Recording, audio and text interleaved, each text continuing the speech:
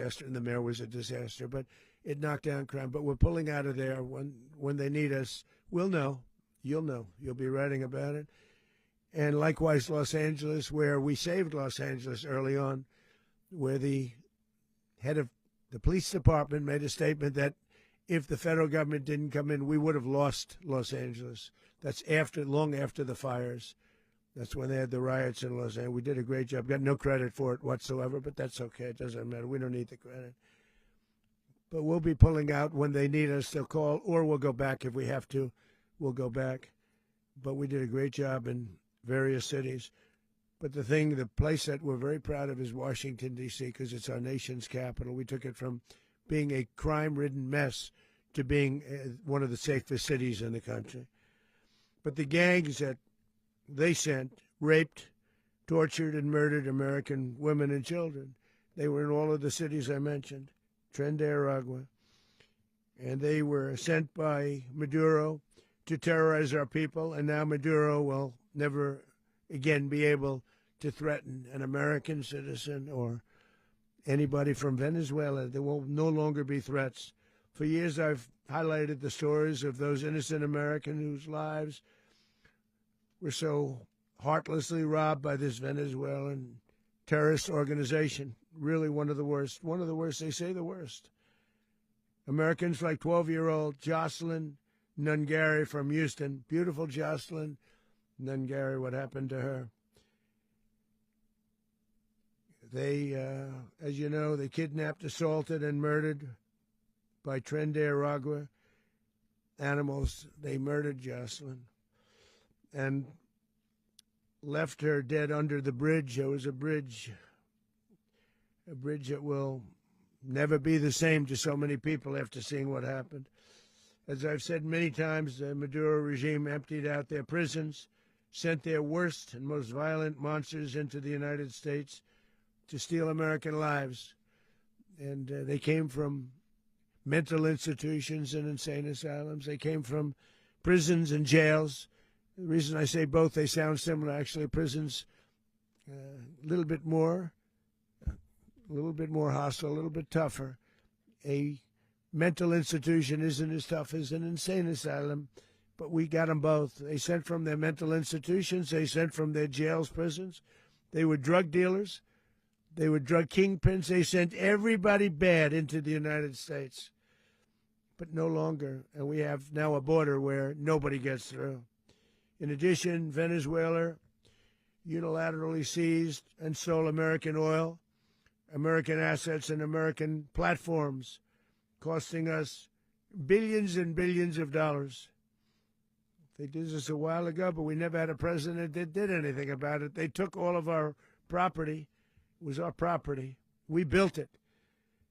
And we never had a president that decided to do anything about it. Instead, they fought wars that were 10,000 miles away. We built Venezuela oil industry with American talent, drive, and skill, and the socialist regime stole it from us during those previous administrations, and they stole it through force. This constituted one of the largest thefts of American property in the history of our country. Considered the largest theft of property in the history of our country. Massive oil infrastructure was taken like we were babies, so we didn't do anything about it. I would have done something about it. America will never allow foreign powers to rob our people or drive us back into and out of our own hemisphere. That's what they did. Furthermore, under the now deposed dictator Maduro, Venezuela was increasingly hosting foreign adversaries in our region and acquiring menacing offensive weapons that could threaten U.S. interests and lives. And they used those weapons last night. Potentially in league with the cartels operating along our border.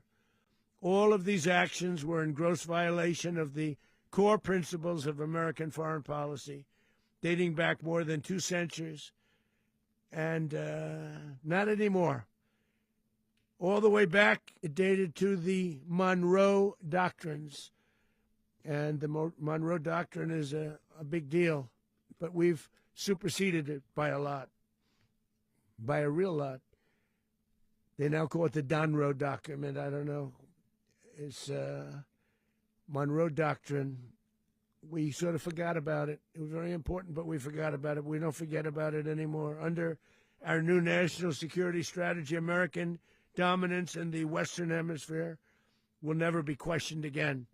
Won't happen.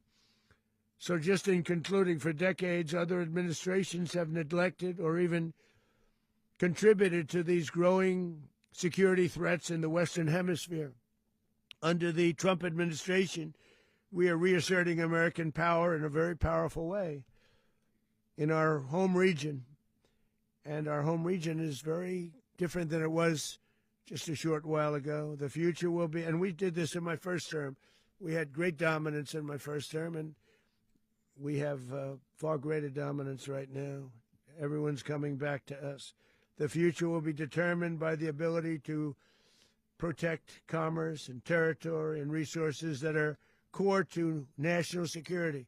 These are core to our national security. Just like tariffs are, they've made our country rich, and they've made our national security stronger than ever before.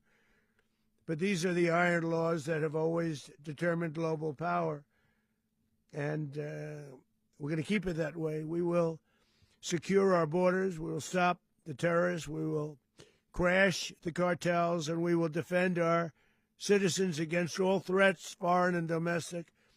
Other presidents may have lacked the courage or whatever to defend America, but I will never allow terrorists and criminals to operate with impunity against the United States. This extremely successful operation should serve as warning to anyone who would threaten American sovereignty or endanger American lives. Very importantly, the embargo on all Venezuelan oil remains in full effect. The American Armada remains poised in position, and the United States retains all military options until United States demands have been fully met and fully satisfied. All political and military figures in Venezuela should understand what happened to Maduro can happen to them, and it will happen to them if they aren't just fair, even to their people. The dictator and terrorist, Maduro, is finally gone, and Venezuela people are free. They're free again. It's been a long time for them, but they're free. America is a safer nation this morning. It's a prouder nation this morning because it didn't allow this horrible person and this country that was doing very bad things to us. It didn't allow it to happen. And the Western Hemisphere is right now a much safer place to be. So I want to thank everybody for being here. I want to thank General Raisin Kane. He's a fantastic man. I've worked with a lot of generals. I worked with some I didn't like. I worked with some I didn't respect. I worked with some that just weren't good. But this guy is fantastic. I watched last night one of the most precise attacks on sovereignty. I mean, it was an attack for justice. And I'm very proud of him, and I'm very proud of our Secretary of War, Pete Hegseth, who I'm going to ask to say a few words. Thank you very much.